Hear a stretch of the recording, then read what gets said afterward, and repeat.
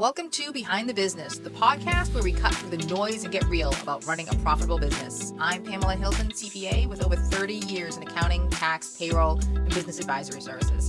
Each week, I will share stories from the field, answering real questions from business owners, and give you the straight talk you need to grow and protect your business. No fluff, no hype, just practical advice that works in the real world. So, let's get to it.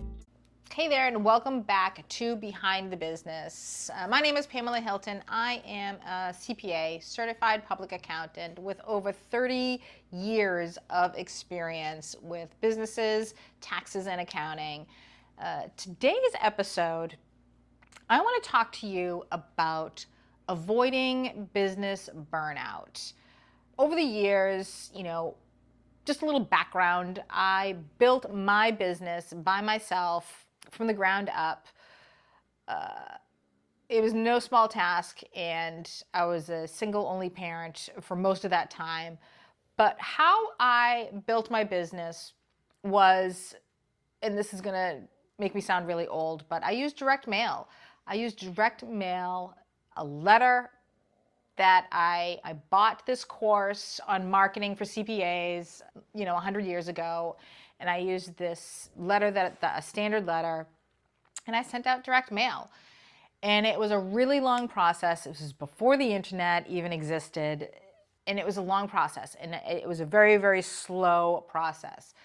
And it's when you're building a business from scratch, it can be a little nerve-wracking and you get some burnout, It's because it's really slow and you're doing the same steps over and over again, and sometimes you're not seeing results at all from time to time, you can get that burnout. And you could also get that burnout if your business is wildly successful and it's growing really rapidly and you don't have a solid foundation for your business or structures in place yet. So you can get a little burnout that way too. So what I want to talk about today is how to avoid that, how to put some steps in place, things that I've seen with clients, things that I've done in my own business to quell the anxiety when you're a business owner, especially if you're a solopreneur and you don't have a lot of support systems out there. You don't have a lot of family support. You don't have a lot of peer support. It can be very lonely, and that will really feed into your anxiety and the overwhelm. So let's get into it. How to see the business burnout coming, the symptoms of the business burnout, and what to do to kind of counteract and overcome some of those things. I remember when I was first starting out, the worst time for me would be Monday morning. I would come into my office, sit down at my desk Monday morning, and I would kind of go through, whether it's the emails, just watching the inbox, or seeing all the tasks I had in front of me. I would call this like the Monday morning spiral. It's just like a knot in your chest knowing, okay, I have all of these things to do for the whole week. How am I going to get it all done? Am I going to get it all done? I have all these clients, demanding my time and energy, and I don't know how I'm going to get all this done. And if you can relate to that, if you've had the Monday morning spiral, these are the things that I put in place to kind of, and believe me, it took me a long time to kind of put these kind of habits in place. And that's what you want to do as a business owner, right? You want to build some really nice, solid business habits. These are some of the things that I did. I am a big, and of course, I'm an accountant. I love a spreadsheet. I have a planner book that I would use. Since then, I do both. I do my written planner because I love to be able to write things down and check things off. It's a sense of accomplishment. And again, you can avoid that spiral if you see your list in front of you and you're able to check them off. And by the end of the week, you can see your whole week passed with all those little check marks. It's really a nice feeling. But I do use a digital calendar and I use a paper calendar as well. You have to stay organized. And if you're one of those types of people that is super disorganized, I'm sorry, but this is something that's really going to be something you have to overcome and will benefit you in the long run. And if you can't do it, try to find like a software or a tool or an assistant who can keep you organized. But coming into my office on Monday morning and avoiding the spiral of all the things to do, having my paper book, my planner, and it's a week at a glance. I have it just a week at a time. And what I call sprinkling, I would sprinkle the things that I had to do throughout the week. So it wasn't just this huge list on Monday. I would say, okay, that can be a Tuesday, that can be a Wednesday, that's going to be a Friday. Those are the tasks I'm going to sprinkle throughout the week, and it relieves the pressure that I have to get all these things done immediately. Some people call it time blocking. There's other kind of ways to describe how you plan out your week, but having it written down in front of you. I use different colored pens. You can have it color coded, checking it off, whatever your system is, having a calendar system, an appointment system is really critical. I don't care what kind of industry you're in. I think that's just solid advice no matter what, is to have it written down. And I'm not talking about a million pieces of paper and little lists and post-it notes. I'm talking about a book or an online version of this where it's all out in front of you. Other people have access to it. If you're working with a team, you have to communicate what your schedule is, what their schedule is, who's doing what, who's owning what task.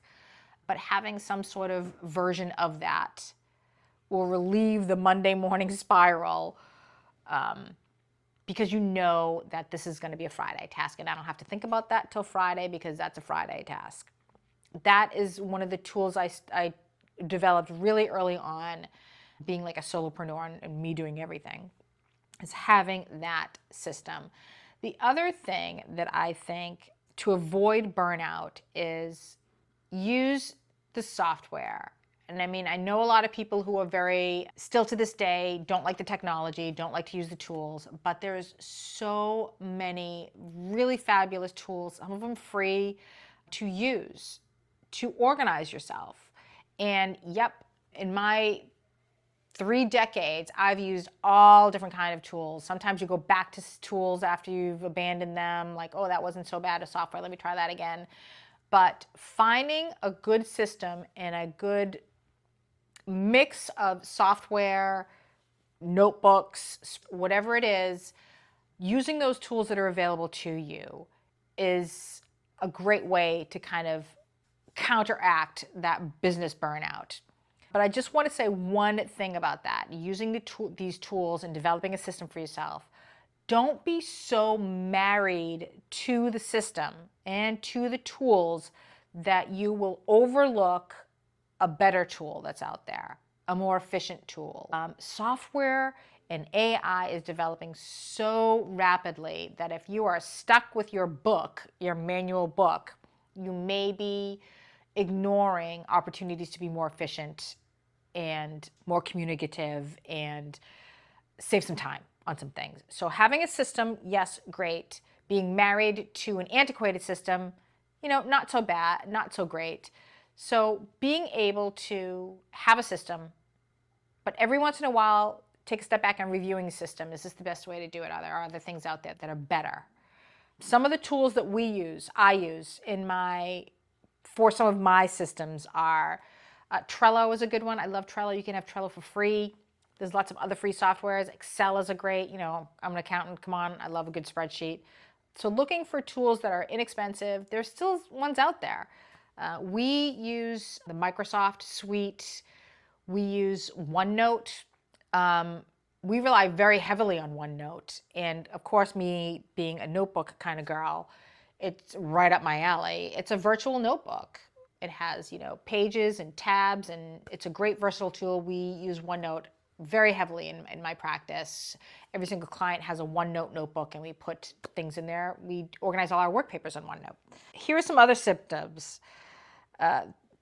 Having a good email system, and if you are in an industry where you get so many emails, having a really good email system, having it organized, and I guess, you might be seeing a trend here. More organized is going to relieve these symptoms versus less organized. So if you have a good email system and a way to respond to your emails, organize your emails, and maybe even having a virtual assistant screen some of your emails, having a good email system can really, again, reduce that anxiety and because I know sometimes, especially during tax season, when I have so many emails, it can get a little overwhelming. So picking times to go through your emails, like, and setting a time limit on it. I'm only going to go to, to my inbox in the morning and then maybe once in the evening, instead of constantly looking at your emails and then getting overwhelmed because so many people are emailing you. What we do at the firm is we set proper expectations for emails responses. And we put that, you can even put that in your signature. Hey, we respond to you, we have a 48-hour turnaround time for email responses. Putting that, not having to put the pressure on yourself to respond to every email as soon as it comes in. And what I do is set up client expectations. If you're a VIP customer, yep, we get back to you within 24 hours. If you have a lower tier of service, we put in our contracts and our service terms, hey, you know what? Our response time for you at this level of service is this many days. You have to give us 3 to 5 business days to get back to you because this is the level of service you're paying for. So having certain policies in place can relieve or just eliminate business burnout. If you're the business owner, you get to create your own policies and you're the boss. So putting policies in place for how available you are to clients, what your response time is to clients is critical, especially as you grow your business and you're getting busier and busier. Think about putting some of these boundaries in place so that you avoid the business burnout, because the last thing you want when you've created this passion, this business around your passion, is to have it just be this thing that you hate to do every day because you're experiencing all its anxiety and burnout around your business. Related to that, we use a great appointment setting software. Having software that automates your appointments, people have to fill out a form or they need to click this link and you have an online calendar and scheduling system, is invaluable. It's a real game changer. If you're still making appointments and taking phone calls, as long as it's done nicely and it's not, a crazy system where people are on hold and, very bot sensitive. We just have a very simple link. If people want to make an appointment to us, they click the link, our calendar comes up, they make an appointment. One step further, for me and for other clients, I give this advice too. If you are experiencing a lot of burnout, I only see my software, my calendar software is set up where I take appointments Tuesdays, Wednesdays, Thursdays. I leave Mondays and I leave Fridays as days where they are appointment free, or I will only take an emergency appointment. And those are the days for me to sit uninterrupted without appointments and do the work. And having that set schedule, just mentally knowing that you have Mondays or whatever days you choose, Mondays and Fridays free to catch up, will avoid that burnout and that sense of overwhelm. The other thing that we have, and we use a system called Go High Level, and there's lots of other systems out there. We have a task. It has this function on there where you can delegate with tasks to our team. And there's like I said, there's lots of other software out there. Being able to, when a situation comes up, assign the task immediately is a great way. It's a great system to have. It's efficient. It sets expectations for your staff and you, and it's part of your business routine. It's a great business habit to have, is just using a task generating system to assign tasks to staff or to assistants or whatever, is a great way to avoid the business burnout by delegating and having a system where everyone can see the tasks. You can see when you can assign a due date to the tasks and you've assigned it to a specific person and they have the expectations of what the task is, who the task belongs to, and what their time frame is to get the task completed. That is a great way to avoid the burnout. And if you are a client, if you are a business owner, and you find that you are constantly putting out the fires. You're constantly putting out fires every single day, every single week. Something always comes up, something unexpected comes up, and you're always running around putting out these fires, fixing these issues, fixing these problems. That can be a symptom of you not having the proper systems and processes in place within your business. You need a foundation of policies, procedures, systems, software. This network of systems is all the foundation for your business for it to operate smoothly. And if you don't have these systems in place, then you are the system. And you don't ever want to be the entire system, because it's a huge burden. You can't sustain your business like that if you're the only person. And you have to have, like I said, use the tools and the software and the AI that's out there available to everybody to take that load, to take that workload off of you. And if you've seen it in my other podcasts, you'll know that I tell people you want to be working on your business and not in your business. If you are working in your business and putting out the fires every single day, it takes away from you mentally and physically and just your business. You're not doing the things that you need to grow the business and sustain the business. You're constantly just keeping the status quo of it just kind of running at a bare minimum. And you're doing yourself and your business, and if you have staff, a disservice by constantly being the only one doing all the tasks, putting out all the fires, when you could be just take a few days and create some systems and use some software, some very expensive software, like our task system, like a calendar system, you might need like an answering service. Doing some very small tweaks can eliminate and alleviate you heading towards complete and total business burnout.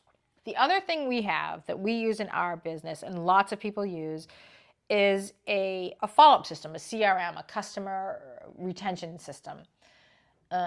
We have all kinds of automations in place. When a prospect contacts us for a discovery call, they go into our system. But not having software and not having systems in place, you're going to lose out on those leads. You're just using more effort to find leads and chase down leads if you don't have an automated system capturing people's just basic information, being able to follow up with clients, being able to ask them how their experience was. You should have some sort of database of your clients, of your prospects, to track who all these people are, what their demographic is. I don't want to get into too much detail. That's a whole nother podcast episode of client retention and client and CRM systems. But having a system in place where it's capturing your database, your client information, being able to follow up with clients or prospects, it's just going to make your world a whole lot easier when it comes to growing your business. If you do not have that automated, you're kind of reinventing the wheel every single time, trying to find new people, new customers for your pipeline. In my business, we have repeat customers. They come back to us year after year, month after month, for accounting services, for tax services. Other industries are not so lucky. Let's say real estate industry, if you're a realtor. Once you sell that house, once you sell that property, once you have a buyer buy that house, you are constantly trying to come up with new leads and new people to fill your pipeline. But if you have like an automated system that's capturing leads, it's just so much easier. It takes the pressure off. Like I said, having certain software is critical to growing your business. And knowing what kind of software you need, you have to ask yourself, what exactly am I trying to manage? Am I trying to manage my time? Am I trying to manage my prospects? Am I trying to manage my existing clients? What is it that I'm trying to manage? And that will give you an indication of what kind of tool you need. I'm trying to manage my appointments. You need some sort of calendar system. I'm trying to manage these phones. They just ring off the hook. Maybe you need some sort of automated internal system. Maybe you need an answering service for when you're not around, for after hours. Maybe you need to be filtering people in through email instead of phone. It's a good idea to just kind of take a step back. What is it that I'm trying to manage? What is it that is causing me the most anxiety about my business and is causing me to just have this, you're in the business burnout pre-stages. What is it that I'm trying to manage? And then reverse engineer that into what system do I need? What software is out there? What do I have in my that I'm already paying for software? So we used Office 365, and it has, I don't even know how many dozens of different applications within that software suite that we're already paying for. We use Go High Level. There are sections of Go High Level that do all sorts of things that we haven't even tapped into yet. What is it that you already have for software, for systems already in place that you're not using that you could be taking advantage of? Because there's nothing worse than I said coming into your desk, sitting down at your desk on a Monday morning and just having that overwhelming feeling like, how am I going to get it all done? So to avoid the burnout, to avoid the anxiety of the day-to-day of running your business, make sure you have systems in place, you have processes in place, you have a team that's all on the same page and communicates and knows how to use all of the systems. And you don't have to spend a lot of money on software to get all of these things done. You may have existing software. And if you're anything like me and any other business owner out there, you're going to try all different kinds of software. You're going to test it, you're going to try it, you're going to buy it, you're going to cancel it. Sometimes it's trial and error to figure out what works best for you in your business, what systems are going to work for you, what software is going to work for you, I can't even tell you how many different kind of calendar, my paper calendar planner I've gone through different companies because I like one setup better than the other. But you will settle on a group of little systems that work for you and make things more efficient, make better use of your time and better use of your dollars, your business dollars, as far as, what software you're buying. Because at the end of the day, having a solid foundation of all of these tools and processes and procedures and boundaries and things working for you to make things easier for you is really kind of the name of the game, right? That's why you're in business. You want to provide the best experience for your customers, for your clients, for your staff. But at the end of the day, it's your business. You're trying to build it and build wealth and sustain yourself financially. So take the time.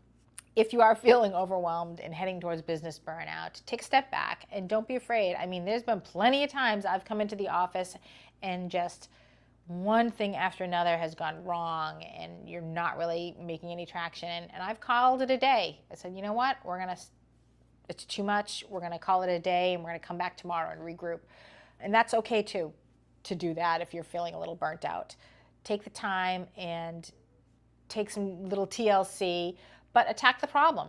Take a step back. Figure out what it is you're trying to accomplish, where the things are that are causing you the most stress, and what can you put in place? What tools are out there to put in place to kind of avoid that? So that's what I hope you got a lot out of this episode of Behind the Business and how to avoid a little bit of burnout when you're a business owner. If you're a business owner and you got a lot out of this, hopefully you will like, share, and subscribe.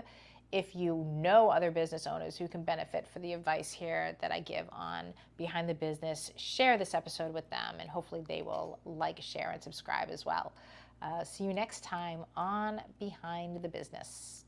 Thanks for listening to Behind the Business. If you found this episode helpful, please share it with another business owner who could use some real-world advice. For free resources, tools, and to submit your own business questions, head on over to my website, PamelaHiltonCPA.com. Until next time, keep building smart and keep looking behind the business.